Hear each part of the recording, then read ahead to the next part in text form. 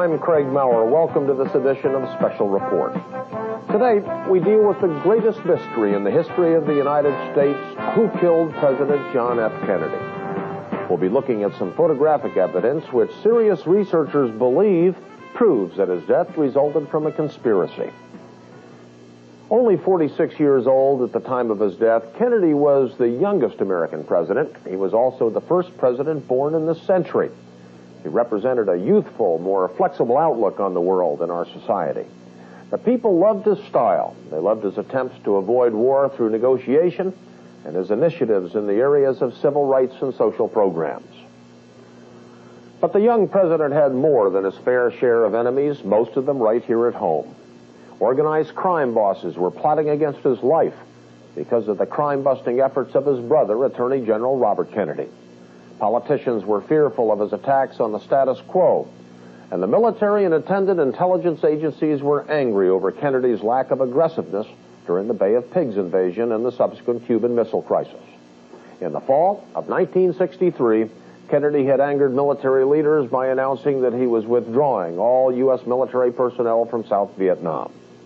In the midst of these tensions between the young president and the American establishment, Kennedy made a political fence-mending trip to Texas.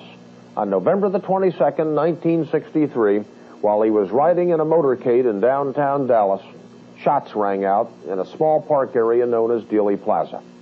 Kennedy was rushed to a nearby hospital, but was declared dead shortly after 1 p.m., and events moved rapidly after that.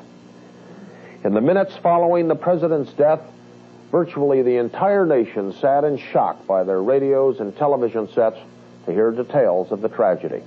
Lyndon Baines Johnson was sworn in as the 36th president, and the Dallas police stunned the world by apprehending a suspect within 2 hours of the shooting death of both Kennedy and Dallas policeman J.D. Tippit.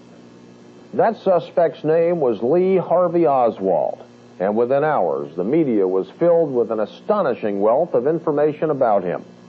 An ex-Marine who had attempted to defect to Russia, Oswald was immediately labeled as a loner and a malcontent.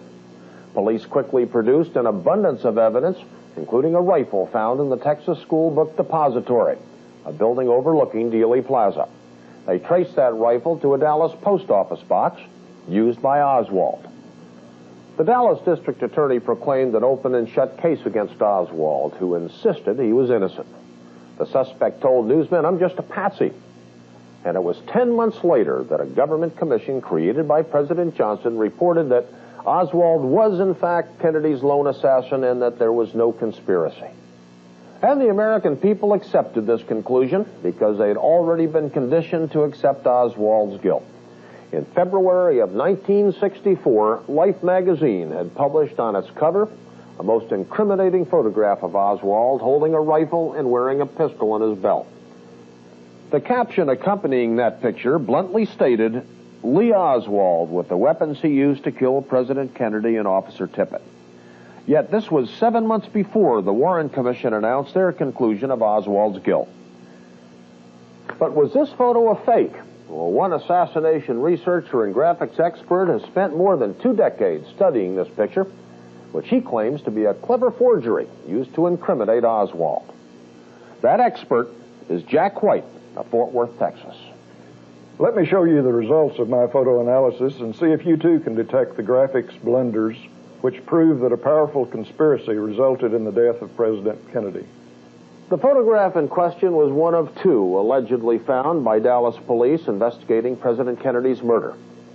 How did this picture suddenly turn up on the most influential magazine in America? The leak of this important piece of evidence is certainly mysterious.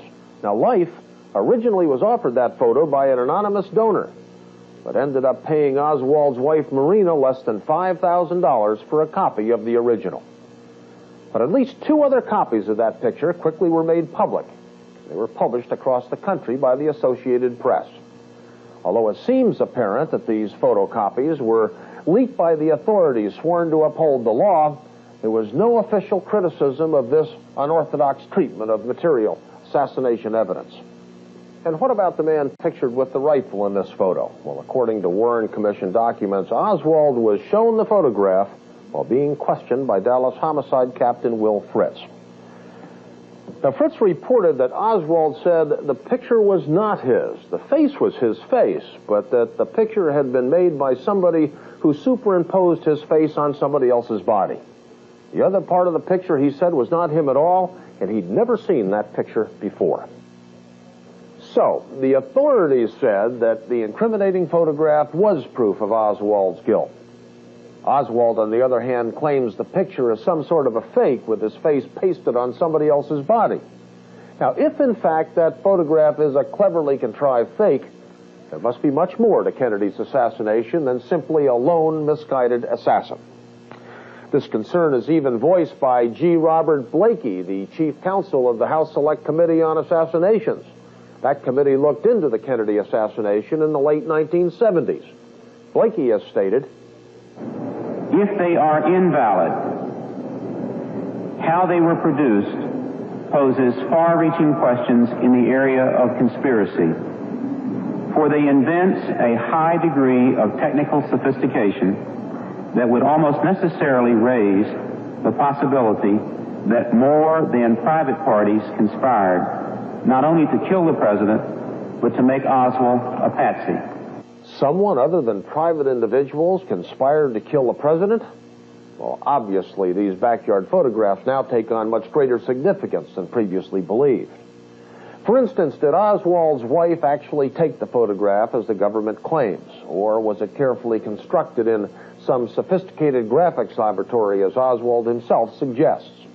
To try and answer these questions, we've studied every aspect of those backyard photographs, and we've now confirmed the rather startling information brought to our attention by Mr. White. Reporter Dan Foster is standing by with some details on just where those pictures were discovered. Dan? Craig, behind me is 2515 West 5th in Irving, a suburb west of Dallas. In the fall of 1963, Oswald's wife was staying here with Ruth Payne. Although he had a rented room in Dallas, Oswald himself stayed here the night before the assassination. And it was here on the day following the assassination of President John F. Kennedy that police claimed they discovered two pictures of Oswald with a rifle, despite the fact they had searched the home carefully the day before. This one, Warren Commission Exhibit 133A, is the most famous. It was used on the cover of Life magazine. This is Exhibit 133B, supposedly another pose taken only moments from 133A. While officially only these two photos and the negative to 133B were found among Oswald's belongings in the Payne's garage, Dallas detective Gus Rose told the Warren Commission he found two negatives.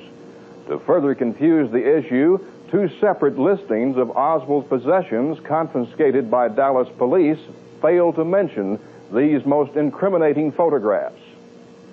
Furthermore, an intensive search of Oswald's possessions failed to turn up either the black shirt or dark pants seen in the photographs. And these were not the only discrepancies concerning these photos. Oswald's mother, Marguerite, told the Warren Commission that on the night of the assassination, Marina showed her a picture of Oswald in the backyard holding a rifle over his head. At her insistence, the incriminating photo was burned and flushed down a toilet. Mrs. Oswald could have been confused over when she saw the picture or what pose it depicted, but there's no confusion about this third backyard photo. This third photo, which has never been officially explained, was discovered in 1976 by the Senate Intelligence Committee. It was in the hands of the widow of Dallas policeman Roscoe White. White's son made headlines by claiming his father was one of three assassins firing at Kennedy and Dealey Plaza. At least some Dallas policemen must have been aware of the existence of this third photo. Here is a detective recreating one of the backyard photos for the Warren Commission. We see that the pose used by the Dallas police to recreate the backyard photo in 1964 is the same pose of the third picture, which has never been accounted for and was suppressed for nearly 15 years. Some months ago, I learned of yet another issue which raises more questions about the discovery of these photos. The issue of the origin of these photographs becomes even stranger when we consider the statements of Robert and Patricia Hester, who worked long hours at the National Photo Lab in Dallas the evening of the Kennedy assassination. They were processing film and photographs for the FBI and Secret Service. With me is Jim Mars, a news reporter in the Dallas-Fort Worth Metroplex for nearly 2 decades, and has taught a course on the assassination at the University of Texas at Arlington since the mid-1970s. Jim, you've spoken with both the Hesters, is that right? Yes, that's correct. Unfortunately, they're both dead now. I first interviewed Robert Hester in the late 1970s. He told me he saw the backyard photos in the hands of the FBI the night of the assassination. He was quite insistent on this fact. Of course, that's the day before the photos officially were discovered. In later years, his wife, Pat, confirmed this story and told me and other Texas researchers that the FBI even had a color transparency of one of the photos, as well as a picture of Oswald's backyard, but with no one in the picture. They were very certain about all this. It's very strange. Thank you, Jim. We'll be talking with you more a little later. To add to the mystery, yet another version of the backyard picture of Oswald was discovered in 1967. This picture, similar to the one used on Life's cover, was found by Dallas oil geologist George de Mohrenschildt, who was described by the Warren Commission as Oswald's last known close friend. De Mohrenschildt discovered the picture among his stored possessions upon his return to the U.S. from a lengthy stay in Haiti. That was long after the assassination. This photo contains more background image on the outer edges of the picture than the original print police claim to have found. It also shows finer detail, evidence that this photo was made with a high-quality camera, not at all like Oswald's cheap Imperial reflex. While there's been no official explanation for this de Mohrenschildt photo, it's been assumed it's a copy of backyard photo 133A. Yet this could not be, since the detail of the de Mohrenschildt photo is so much better than 133A, and it contains more background than the original.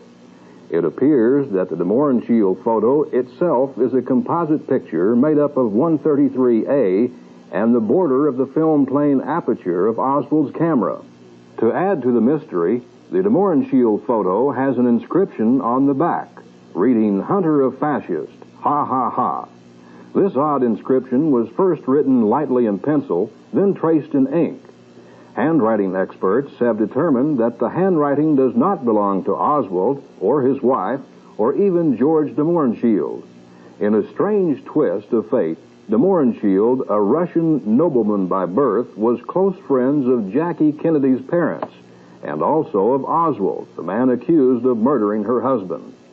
The de Mohrenschildts have said they believe the photograph was planted in their possession to further fix the idea of Oswald's guilt in the public's mind.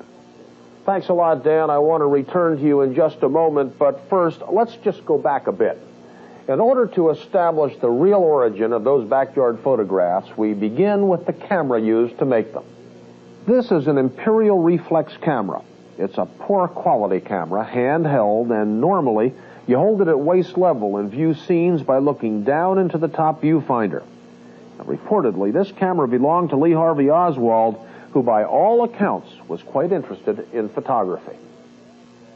Yet very few photos made with this camera were actually found after the assassination, other than those 2 incriminating backyard pictures. Now, this camera was allegedly discovered in the Payne home by Oswald's brother Robert on December the 8th, 1963. That was 2 weeks after the assassination, and after several intensive police searches of that home. When the FBI did get the camera in February of 1964, it wasn't working, and Marina was unable to identify it as belonging to her husband. Later, however, in 1964, apparently after being coached by government lawyers, Marina changed her story. She said it was, in fact, the camera used to make Oswald's picture. Now, Dan's standing by in Dallas to tell us the official version of just how those photographs were made. Dan? Craig, it was here in the small backyard of this 2-story frame house at 214 West Neely Street that the incriminating photos were supposedly made in the spring of 1963. the Warren Commission determined that the pictures were made on Sunday afternoon, March 31st of 1963. But there's a problem with that. While the photos show a bright sunny day with deep shadows, the Dallas office of the U.S. Weather Bureau reported that March 31st was cloudy with traces of rain all day. Marina's accounts of her picture-taking session here in the backyard changed several times while testifying to the Warren Commission. First, she couldn't recall taking any pictures. Then she remembered taking only one.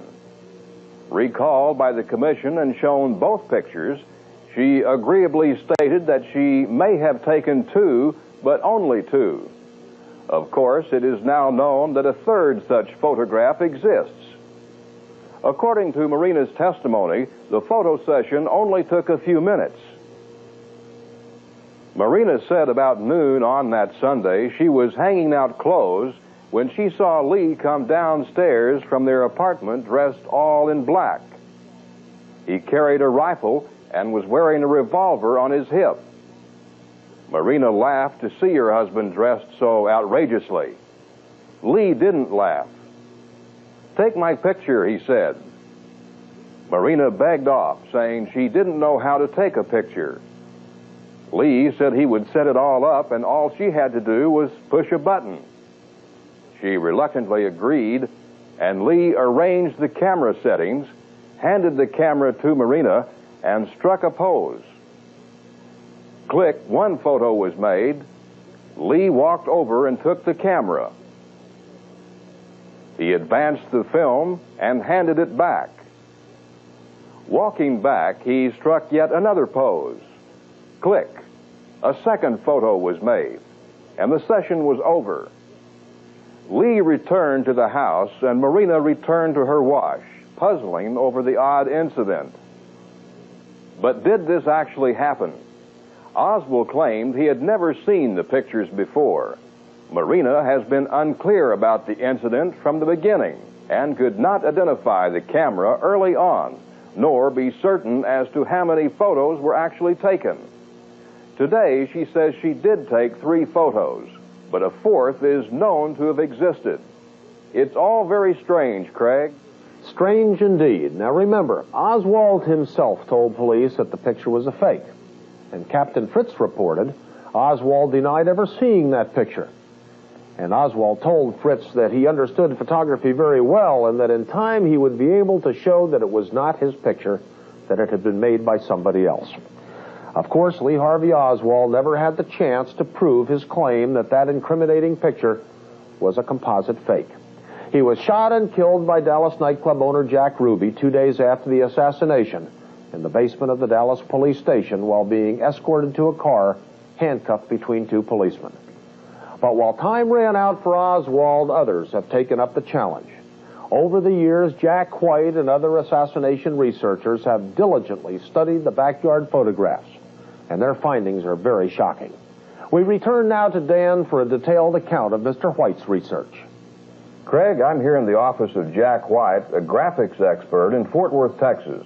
Mr. White has studied the JFK assassination case since the day it happened, and as a photographic consultant, Jack presented some of his graphic analysis to the House Select Committee on Assassinations in the late 1970s.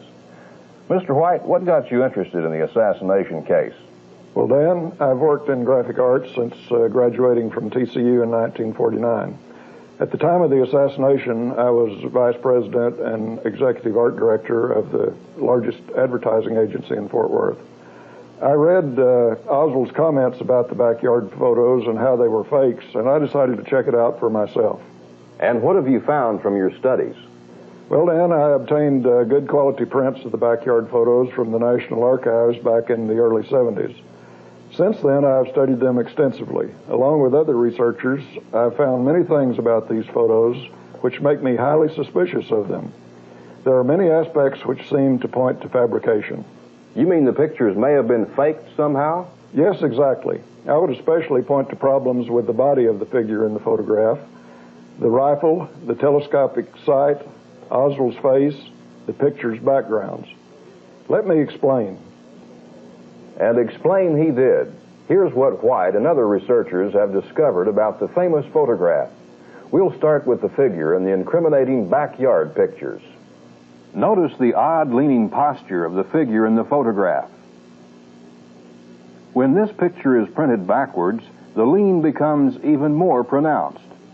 Mr. White's studies indicate that the figure's center of gravity lie outside its weight-bearing foot, a physical impossibility. Then there are problems with the figure's proportions. Here are the two photos reportedly found in the Payne garage. The most famous one, the one on the left, is known as the Warren Commission Exhibit 133A. The other is 133B. Notice that while the figures in these photos have been brought to the same size and the red lines mark the position of the knees and head, the figure in 133A appears to have a larger head, but a smaller body than 133B. 133B, on the other hand, seems to have a smaller head, yet the body appears larger, especially since the feet reach outside the picture, indicating that the figure is closer to the camera. Here we see the figure's knees and toes in the same place, yet the figure on the right appears to be about 6 inches shorter than the one on the left. Notice, too, that the shadows of the figures in the photos fall in different directions, although reportedly the two pictures were made within seconds of each other. 133A's shadow is in a 10 o'clock position, while 133B's shadow is more in a 12 o'clock position. In what we call 133C, the third photograph, only discovered 13 years after the assassination, White pointed out that the figure's shadow again falls in the 10 o'clock position. But while the figure seems to be in the same position, the shadow reaches up the fence in the background, yet appears to be cast by a figure which is much shorter. In 133A, White noticed the upper left arm was much too short and the elbow abnormally high, perhaps as much as 6 to 8 inches above the waist. In this photo, there is simply a hand gripping the rifle. In dozens of tests trying to recreate this picture, no one has been able to duplicate this unnatural posture. Here, White has taken the backyard photo, 133A, and matched it with a reconstruction of the picture. He made this comparison overlay with 133A and a photo of a man striking a similar pose. After matching the size of the rifles in both pictures, White noticed that one shoulder is much lower than the other. If the right shoulder, arm, and rifle all matched up, you would expect the left shoulder and arm to also match, but it doesn't. Further evidence of possible sloppy touch-up work on this picture is here in this blow-up of 133A. Notice the fingers on the left hand appear normal, slender fingers with clearly defined fingernails. But on the right hand, the fingertips appear to be missing. There's no sign of fingernails on these stubby fingers. Mr. White also noticed a wristwatch on the figure's left wrist. Oddly enough, however, no one recalled Lee Oswald owning such a watch, and no wristwatch was found among his possessions, either at his rooming house or at the Payne home. In addition to problems with body shapes and a vanishing wristwatch, researchers have found problems with the rifle. The Warren Commission puzzled assassination researchers by publishing this ad, which it stated was a duplicate of the magazine ad from which Oswald reportedly ordered a rifle. Why show the public a duplicate when the original ad was readily available, researchers asked. Later investigation showed that the February 1963 ad, supposedly used by Oswald, offered a 36-inch rifle. The rifle now in the National Archives, identified as the assassination weapon, is 40 inches long. To hide this discrepancy, the government panel simply published a later ad which indeed advertised a 40-inch rifle. This discrepancy in rifle length is mirrored in discrepancies discovered by White.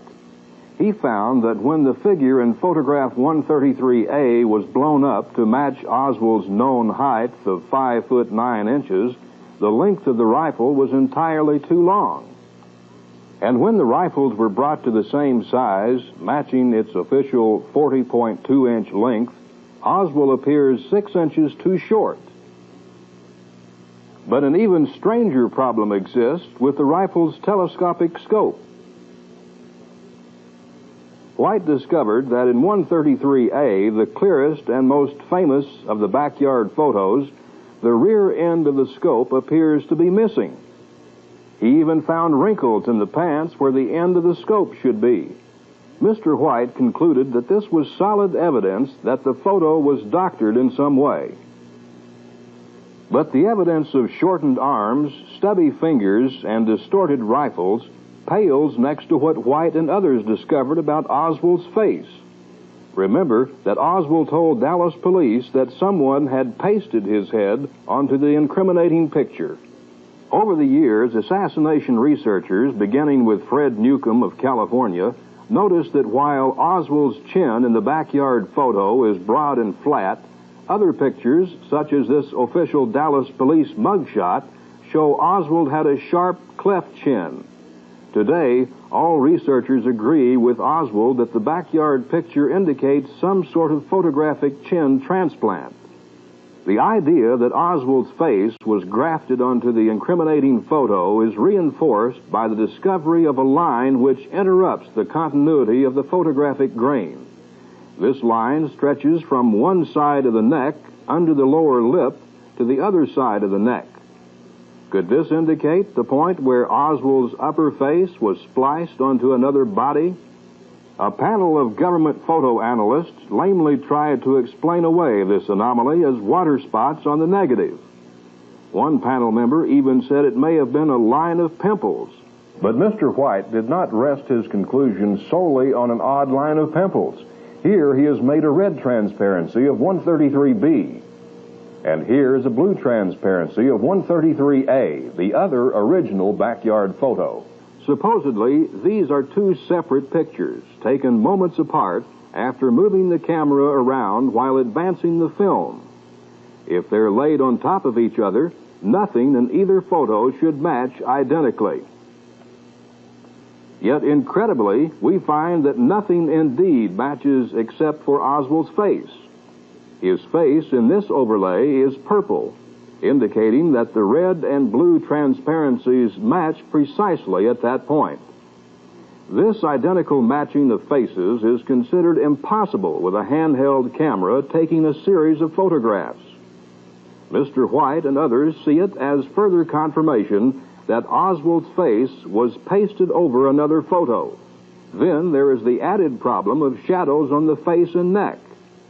We have already seen that problems exist with the direction of the body shadows on the ground in the backyard photos. Mr. White points out that in the first picture, a V-shaped shadow falls under Oswald's nose, seeming to confirm his wife's statement that the photos were made about noon with the sun high in the sky. Yet on the next photo, the V-shaped shadow remains identical despite the fact that Oswald's head has tilted to the left.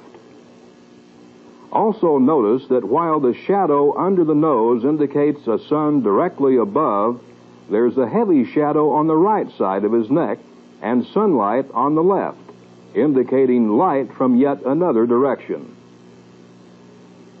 Mr. White reported inconsistencies with shadows throughout the backyard photos.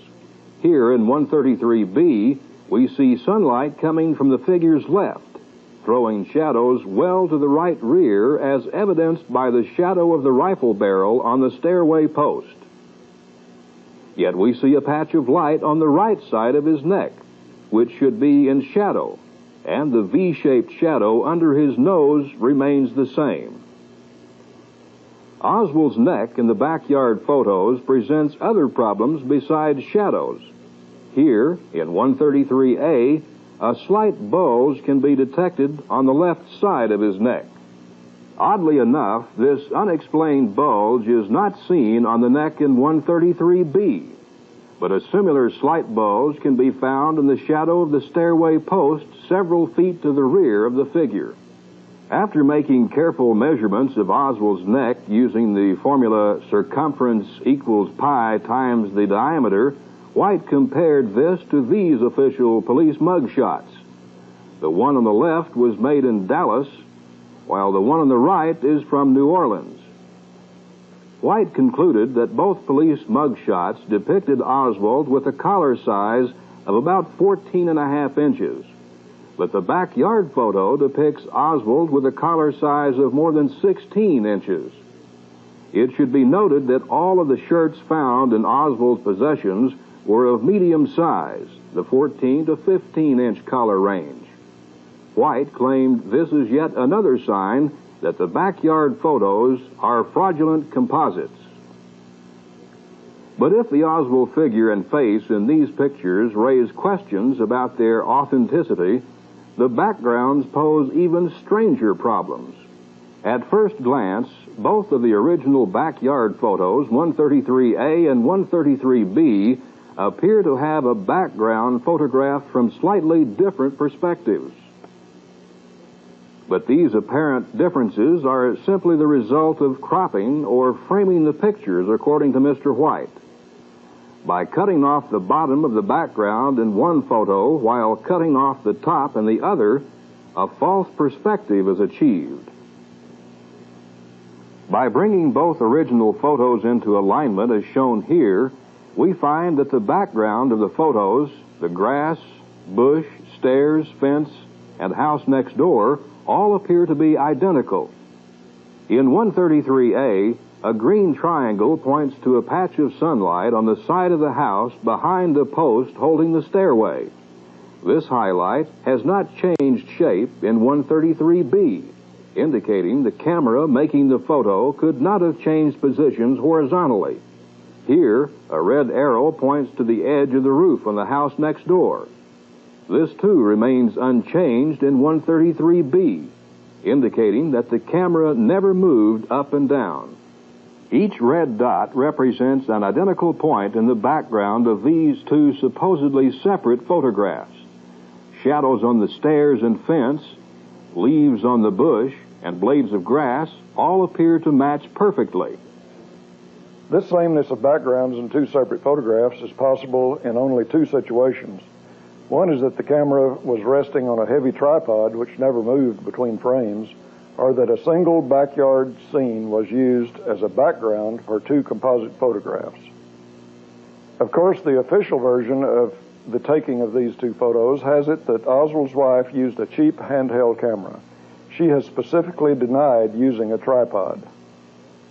On the basis of these inconsistencies, anomalies, and the evidence of retouching, I believe that these incriminating backyard photographs, highly publicized as proof of Oswald's guilt, are nothing more than cleverly constructed composite forgeries. Fakes. And Jack White is not alone in this charge that the incriminating photos are fakes. Major John Pickard, a photographic expert with the Canadian Defense Department, has stated publicly that the backyard pictures have the earmarks of being faked. He, too, called attention to the conflicting shadows and the perfect match of the Oswald faces. Another expert, Detective Superintendent Malcolm Thompson, a past president of the Institute of Incorporated Photographers in England, also has branded these pictures as fakes. Thompson said he felt the incriminating photos were the result of a montage of separate pictures. Another noted British photographic authority, Geoffrey Crawley, seen here with White in London, studied White's work and said it was as thorough and as accurate as any he had ever encountered. Well, strong evidence indeed that the incriminating pictures of Lee Harvey Oswald and his weapons were faked in some sophisticated laboratory. That someone set out to deliberately fabricate evidence against Oswald. But what about the two official investigations of the United States government? What do they have to say about these questions raised by Mr. White and other researchers? The Warren Commission of 1964 and the House Select Committee on Assassinations in 1979, after giving opposing conclusions about President Kennedy's death, closed up shop. leaving no one to answer these vital questions. All we're left with is their official reports. Dan? The Warren Commission concluded the photos were genuine. This was based on the testimony of FBI photographic expert Lyndall L. Schoenfeld.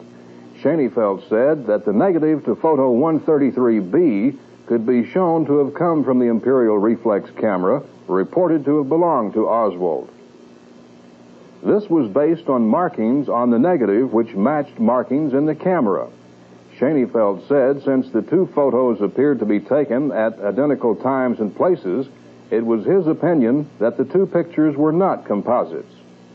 However, Schoenfeld also said he could not positively identify the rifle in the photos as the same rifle held by the FBI as the assassination weapon.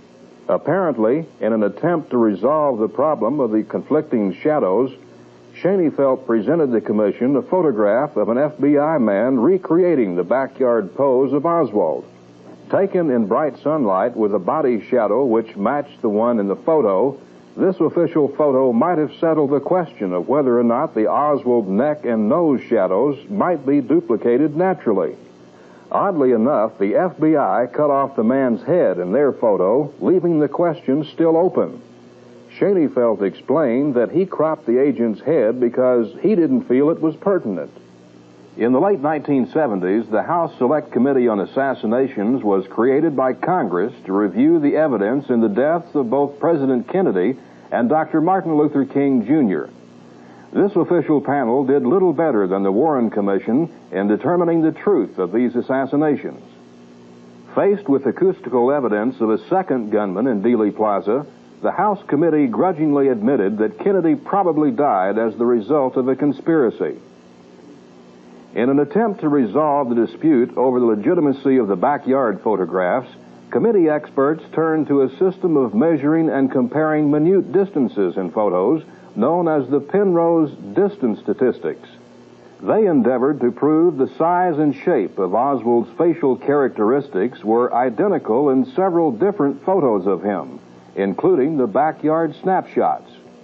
Using complicated mathematical formulas which matched the Penrose system measurements with the backyard photos and other pictures of Oswald, the committee experts concluded that there were no biological inconsistencies in the photos to support the idea that anyone other than Lee Harvey Oswald was pictured. In other words, these government-hired experts asserted that the man in the backyard photos is definitely Oswald, because his feature measurements matched other shots of Oswald. These paid experts also concluded that the backyard photos were genuine by studying identifying marks made by the camera's film plane edge on the negative of 133B. After comparing scratches on the 133B negative to other film exposed through the Imperial reflex camera, they were able to conclude that the markings matched, therefore indicating that the 133B negative indeed came from the camera reportedly belonging to Oswald. Evidence enough for them that the photos are genuine. The government experts also concluded that there was no fakery involved in the backyard photos by closely studying Oswald's mouth in the two original pictures. By looking closely at an overlay of the two pictures, it was noted that in one photo Oswald is slightly smiling, and in the other, he is slightly frowning. Two expressions, two separate photos. They also discovered minute differences in measurements of details in the background of these two photos. The roof line in one did not quite match in the other. The fence posts did not match precisely. Again, such differences, no matter how slight, supported the idea that these were separate photographs. And this seemed to invalidate the idea that they were composite fakes. Well, it seems like we're right back where we started. Government-hired photography experts maintain that the incriminating backyard photos are exactly what they appear to be. Separate pictures of Lee Harvey Oswald with a rifle, which at least appears similar to the one said to have killed President Kennedy. Dan, just how did Jack White respond to the findings of the House Committee? Craig, things aren't always as simple as the experts make them seem. Mr. White offered us a strong rebuttal to the conclusions of the government experts. In reporting the results of the Penrose measurements of Oswald's facial characteristics, it seems the House committee was less than honest. Note in this comparison chart of Oswald photos published in an appendix to the committee's report, 3 measurements have been left out.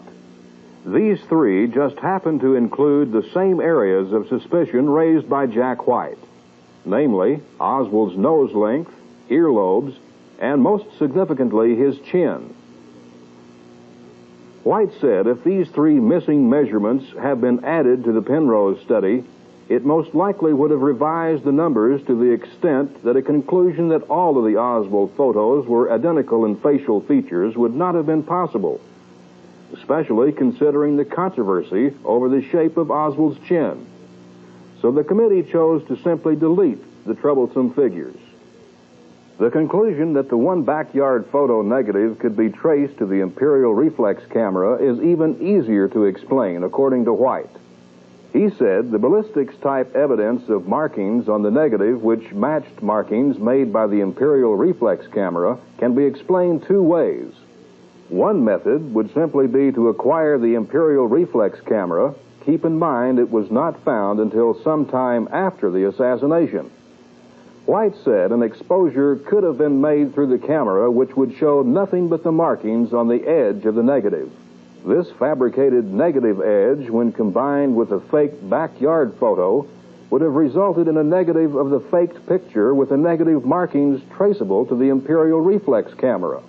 However, Mr. White said another way to achieve the same effect would be simply to build a composite picture using one backyard background, add a figure with a rifle, then Oswald's face, and photocopy the thing with the Imperial reflex camera. Mr. White also pointed out to us that this backyard photograph, discovered by the De Mohrenschilds years after the assassination, has a black border, indicating it was produced from the entire original negative. Yet the negative reportedly was never found and has never been made public. Mr. White said this is evidence that this photo was somehow produced without the Imperial reflex camera negative. This photo was produced with a high-quality camera with high-resolution power for fine detail, indicating that the backyard photos could have been made prior to being photographed by the inferior Imperial reflex camera. That explanation was understandable enough. I then asked Mr. White to explain how Oswald could have 2 different expressions if the photos were faked, and there was actually only one face. He demonstrated that the only difference between the 2 original photos was in the area of Oswald's mouth. He explained that a clever retouch artist could have turned Oswald's mouth down with the stroke of a brush. Jack, what makes you think this was done? Well, I've done similar things with retouching over the years. I've worked in advertising, so I know how simple it is to accomplish this. Also, after studying this matter for some time, I realized that it's physically impossible to change one's expression from a smile to a frown without moving the muscles throughout the entire face.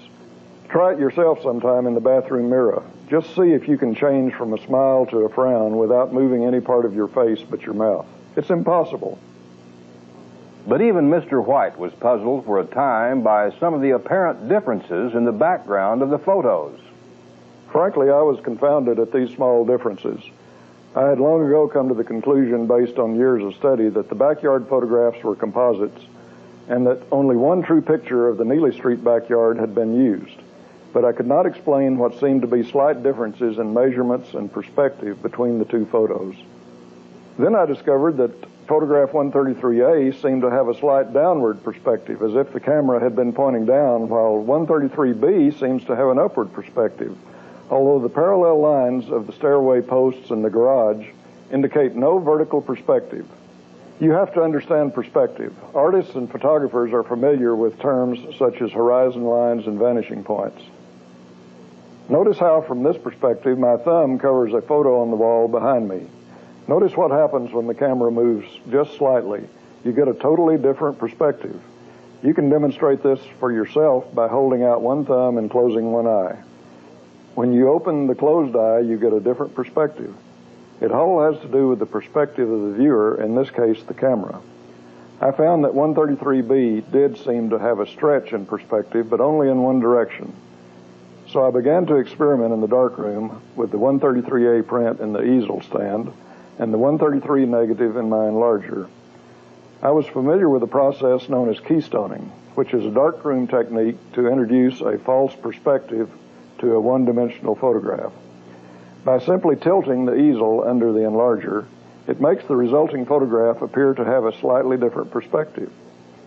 This was the single most thrilling moment of my investigation, because when I tilted the easel, the backgrounds came into perfect alignment, proving that the two backgrounds of the backyard photographs were identical.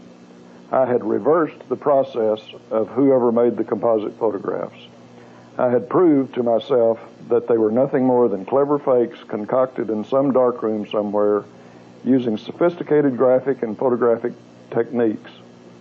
In my investigation of the backyard photographs, I had hoped to answer some questions about their origin and authenticity. Now there are more questions than ever. If they are fakes, as I feel I have demonstrated, then who produced them? Why they were produced is obvious enough, to incriminate Oswald as a presidential assassin. But who had the ability to produce such forgeries? It seems to me they must have been made prior to the assassination, and this means someone other than Oswald had prior knowledge of what was about to happen. It also seems reasonable to conclude that these fakes were produced in a sophisticated facility with all of the equipment necessary for the techniques used.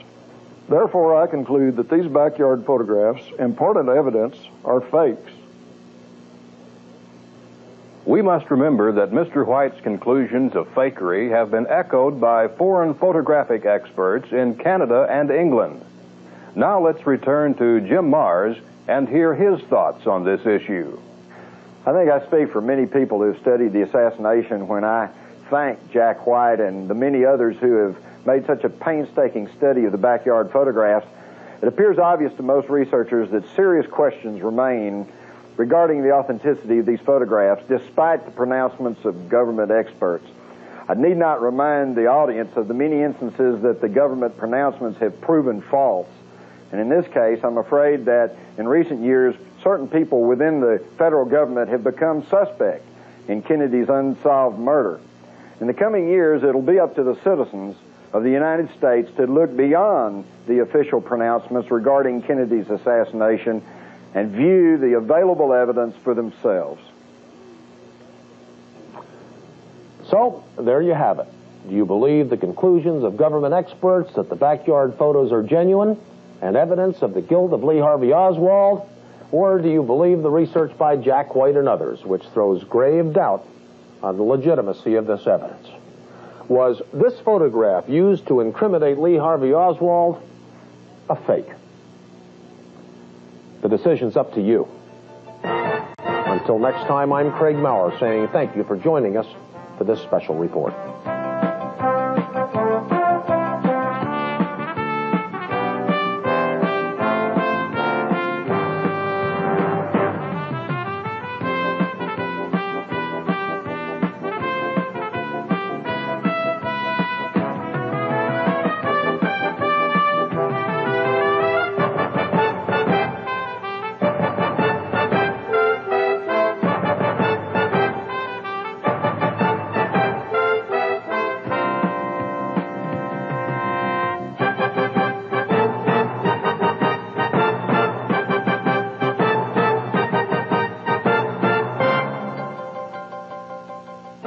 If you'd like to learn more about the conspiracy that resulted in the assassination of President Kennedy, read Crossfire, The Plot That Killed Kennedy by Jim Marrs.